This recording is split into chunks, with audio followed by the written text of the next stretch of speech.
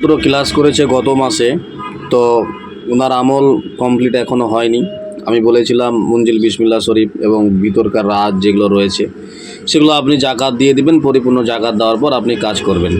তো উনি বলেন, হজরত রুগীটা আমাকে বারবার কল দিচ্ছে, আপনি দয়া করে আমার হেল্প করে দিতেন। আমি বললাম যে ঠিক আছে, আপনি ওইখানে পৌঁছাচ্ছেন হজরত, আপনি এই ক্লাসটা হ্যান্ডেল করুন, আমি তাহলে বেরিয়ে গেলাম। আসসালামু আলাইকুম রহমতুল্লাহ। দেই কিনা হজরত, তো ওই হাড্ডিটার উপরে, ওই হাড্ডিটা আপনি যখন ফেলে দিবেন, তো ওই হাড্ডিটা আমরা যখন হাড্ডিটা ফেলে দিই, তো জিনেরা কিন্তু ওই হাড্ডিটা যখন বিসমিল্লাহ বলে ধরে, তো আল্লাহ পাক ওই হাড্ডির ভিতরে আবারও মাংস পরিপূর্ণ করে দেয়, দিলে জিনেরা আবারও ওই মাংসটা খেয়ে যায়।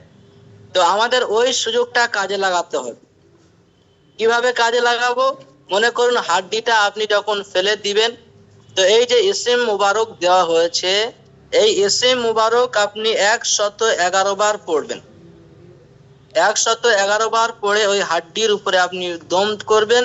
দম করে ওটা একটা ভালো জায়গায় রাখবেন, আপনার বাড়ির ছাদের উপরে হোক, একটা উঁচু স্থানে আপনি ওটা রেখে দিবেন। তো যে জিন ওটা খেয়ে যাবে, ইনশাআল্লাহ আপনি ওই জিন আপনার ইসিম পড়ার বরকতে আপনার সাথে তার একটা দোস্তি বেনে যাবে, হয়ে যাবে।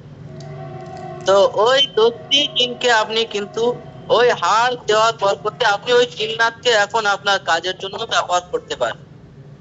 তো এটার যদি আরো আপনার জামালি জালালি পরহেজ করে মুকাম্মাল এটা জাকাতে কবির করে নেন, 41 দিনের যদি আপনি এটা চিল্লার পার করেন, যেটা জাকাতে কবির আছে, কবির, তো ওটা করলে ডাইরেক্ট ওই জিনকে যে কোনো মানুষের শরীরে আপনি ঢোকাতে পারবেন।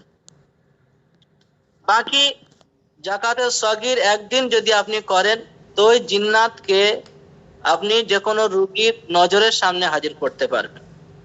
এবং জাকাতে কবির করার পরে ওই জিন্নাত আপনার আশপাশে আপনি রাখতে পারবেন আপনার বডিগার্ড হিসাবে। যেমন মনে করুন আপনি কোথাও সফরে যাচ্ছেন, বা অনেক মুতাব্বির কাজ করে, কাজ করার পরে তার মাঝে মাঝে এই ধরনের খেয়াল আসে যে আমার উপরে যে ওই রুগীর জিনগুলোকে হত্যা করেছি বা বোতলে বন্দি করেছি, তার কোনো পরিবার আমার উপরে যদি অ্যাটাক করে, আলহামদুলিল্লাহ আমাদের উপরে তো আমাদের একটা লোম, আমাদের একটা চুল পর্যন্ত তারা হিলাতে পারবে না, আমাদের ওস্তাদের বরকতে আলহামদুলিল্লাহ। তো তারপরেও একটা শাক সন্দেহ দিলের ভিতরে কেমন জানি থেকে যায়।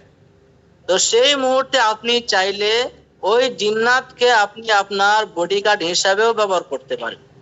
তারা 24টা ঘন্টা আপনি যদি মনে করেন যে আমার আশেপাশে তারা থাক, আমাকে তারা পাহারা দিক, কোনোভাবেই আমাকে কোনো খারাপ জিন আমাকে না দেখতে পায়, তারাই তাদেরকে ঢাল স্বরূপ দাঁড়িয়ে যাক, তো আপনি রাখতে পারেন। কিন্তু আমরা তো ওটা করব না, কারণ ওগুলো শিবলি মুদাব্বিরদের কাজ। 24 ঘন্টা তারা খুব ভয়ের মধ্যে থাকে যে না জানি কখন কোনো মুতাব্বির আমাদের জিনগুলোকে ধরে নিয়ে যায়, আমাদের উপরে অ্যাটাক করে দেয়।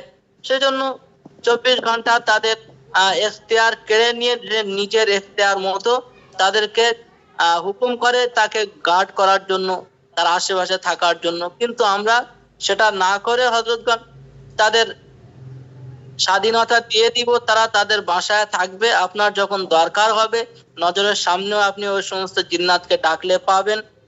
এবং কি নতুন করে আমরা তো যে হাজিরাত গুলো নতুন করে চালু করেছি, মনে করুন হান্ডির ভিতরে জিনকে হাজির করা, তো আপনি হান্ডির ভিতরে তাদেরকে ডাকতে পারবেন, পানির ভিতরেও, নখের ভিতরে, বুঝতে পারছেন। এবং যে পাতার যে হাজিরাত নকশার ভিতরে আলহামদুলিল্লাহ তাদেরকে দেখতে পাবেন। শুধু সিরেফ সগীর করার কারণে তাদেরকে আপনি কেবল নজরের সামনে পাবেন, কিন্তু এনি টাইম আপনি যদি তাদের সঙ্গে দোস্তি করতে চান, ডাকতে চান, তাহলে আপনাকে সেখানে জাকাতে কাবির করতে হবে। তো আলহামদুলিল্লাহ এই হচ্ছে কি আপনার অনেক পাওয়ারফুল একটা আমল। বিশেষ করে অনেকেই তো চিন্তার ভিতরে থাকে যে এই ধরনের একটা আমলের মাধ্যমে যদি সেই জিন্নাত গুলোকে আমাদের সাহারা হিসাবে যদি তাদেরকে পেয়ে যেতাম, তো আলহামদুলিল্লাহ একটা সহজ ব্যাপার আমাদের জন্য, খুব ভালোই হলো। তো রুবাই আপনি হোয়াটসঅ্যাপের মধ্যে পেয়ে যাবেন।